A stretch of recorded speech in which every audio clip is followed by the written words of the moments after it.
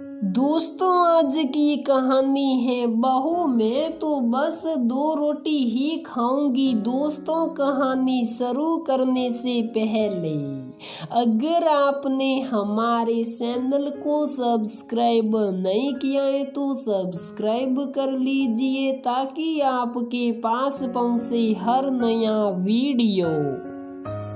सुनो, एक बात कहनी है तुमसे, गुस्सा मत होना। वो गांव से बुआ का फोन आया था। सुरेश बोला। बर्तन साफ करते हुए मीना के हाथ रुक गए।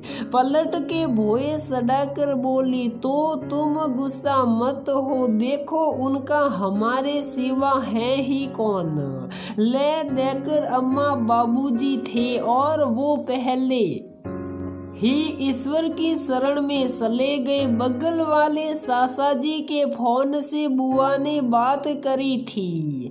वे कुछ दिन यहाँ रहना चाहती हैं, मैं उन्हें यहाँ ले आता हूँ। ये घर है या सराय, कौन सा मेरी सुनते हो? करना तो सब मुझे ही पड़ता है, खुद का क्या है। बैग पकड़ा और चल दिए। ऑफिस किस किस की सेवा करूं मैं, अब बच्चों के एग्जाम भी हैं। दिन भर टोका टाकी, मुझे भी दिन भर साड़ी में रहना होगा, ऊपर से पल्लू भी। मीना गुस्से में जोर जोर से बोले जा रही थी। खैर, शाम को ही सुरेश उन्हें ले ही आया। मीना गुस्से से सुरेश से नहीं बोल रही थी। प्रणाम बुआ जी। मीना सर पर पल्लू रखे बोली, सदा सुहागन रह बहुरिया। बिना चश्मे के तो अब कुछ न दिखे हैं, कुछ काम के न रह गए हैं। ये चश्मे का नंबर दिखाना था। हमने सोचा शहर में डॉक्टर को भी दिखा लाएंगे और चश्मा भी बना ले जाएंगे और तुझे परेशान करने आ गए बस। अरे ना बुआ जी, ऐसा मत सोचो आप। मीना बोली, ईश्वर से रोज मौत मांग रहे हैं हम, ये जीना भी कोई जीना हुआ। मीना गिलास भर के चाय बना लाई, क्योंकि बुआ जी ऐसे ही बड़े गिलास में चाय पीती थी। बुआ जी, चाय ले लीजिए। बहू, अब हमने चाय भी बस 2 टाइम की कर ली है, अभी तो हम पी लेते हैं, कल से मत बनाना। बुआ जी ने एक कोने में अपना बैग रख दिया। कुछ पोटलियों में वो सामान लाई थी।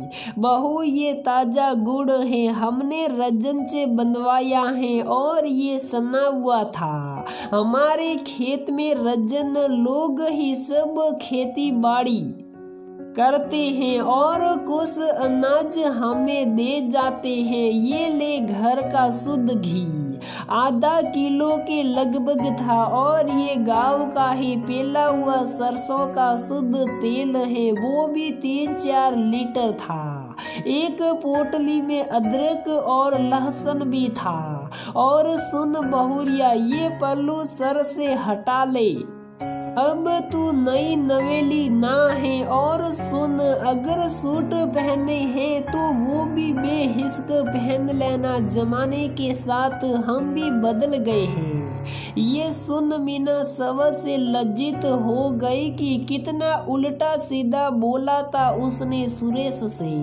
सुबह मीना की नींद मंदिर में बज रही घंटी से खुल गई। बुआ जी ने मंदिर की सफाई भी कर दी थी। मीना उठी। बुआ जी प्रणाम, हम अभी नहाकर चाय बना लाते हैं।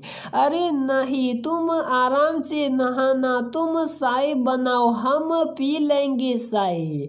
हमारी वजह से अपनी दिनचर्या मत बदलना। बुआ में इतना परिवर्तन देख मीना अचरज में पड़ गई। खैर वो किचन में जाकर चाय और बच्चों के लिए दूध बना लाई। अरे बुआ जी, आपने अपने कपड़े क्यों धो लिए? हम अभी धो देते। अरे ना बहू, अपने कपड़े धो लिए तो क्या हुआ?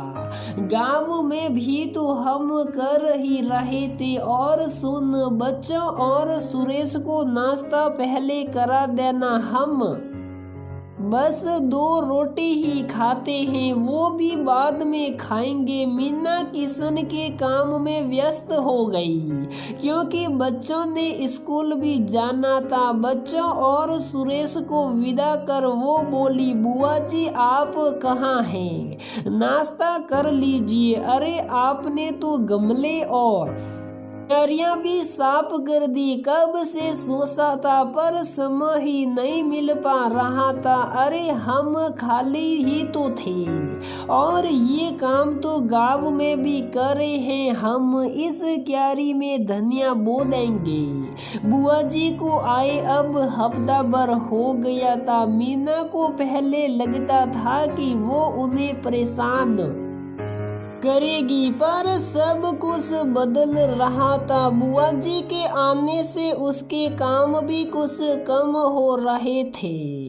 मंदिर, फूल, क्यारी ये सब बुआ जी ने संभाल लिए थे। और सच बोलो तो वो बेचारी उसके कामों में मदद ही कर रही थी और वो उनके आने भर से नाहक ही परेशान हो रही थी। बुआ जी को डॉक्टर के पास सुरेश ही ले गया था। अब नया चश्मा भी बनकर आ गया था। बुआ जी को महीना भर हो चुका था। अब वे गांव जाना चाह रही थी। आज सुरेश ने दफ्तर से छुट्टी ली थी। बुआ जी को छोड़ने जो जाना था। बुआ जी ने बैग से छोटा पर्स निकाला और दोनों बच्चों के हाथ में 500 के 2 करारे नोट रखे और विदा लेने लगी। तभी मीना ने एक थैली बुआ जी को दी। जे क्या है बहुरिया? कुछ नहीं बुआ जी, बादाम हैं, आंखों के लिए अच्छे होते हैं, रात को भिगोकर सुबह ले लीजिएगा। मीना बुआ के गले लगी और बोली, जब मन ना लगे आ जाना। और बुआ को कार में बैठा। जब वो वापस लौटी तो क्यारी में उगा हरा धनिया अपनी खुशबू से घर को महका रहा था। तो दोस्तों, हमारी ये कहानी यहीं पर समाप्त होती है। अगर आपको हमारी ये कहानी पसंद आती है तो प्लीज़ वीडियो को लाइक करें, शेयर करें और हमारे चैनल को सब्सक्राइब ज़रूर करें, क्योंकि हम रोज़ इस प्रकार की नई नई कहानियाँ इस चैनल पर अपलोड करते रहते हैं।